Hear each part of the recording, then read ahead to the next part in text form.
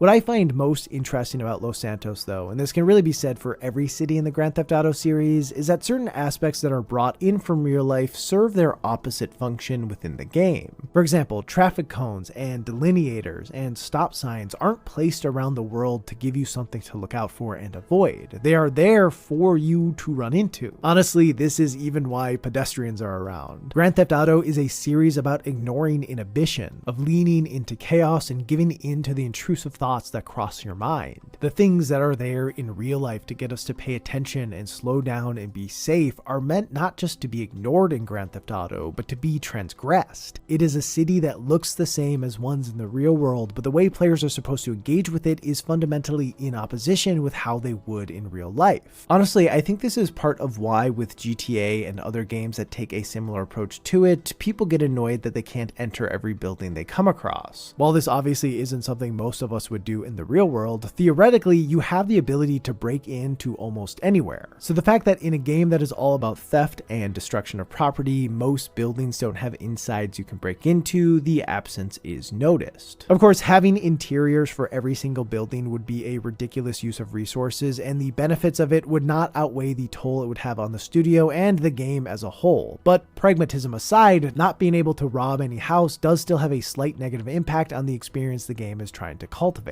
All things considered though, these hiccups that get in the way of crime sprees are pretty few and far between. The city and how it operates is designed to help allow the player to cause as much chaos as they want without many obstacles. Like, roads are bigger relative to cars than they are in the real world, making it easy to swerve between them. Also, despite Los Santos being based on LA, you will never find yourself in a traffic jam. Curbs are low and easy to drive over, exits on the highway are frequent, and places to hide out from the cops during a chase where no one will rat you out are abundant. Like, even Los Santos's demographics play into this. There isn't a single kid in the city. If Rockstar had included them, in order for the game to get a rating, they would have had to go with the Skyrim or Red Dead Redemption 2 route of making them invincible, which would have impeded on the player's ability to be as destructive as they want. So to not get in the way of that, they're just not there at all. The Grand Theft Auto series is meant to feel like a chaotic playground, and while on the surface it resembles a real city, the shifts it makes to real things are just enough to allow you to engage with it in a way most people would never and should never in their own life.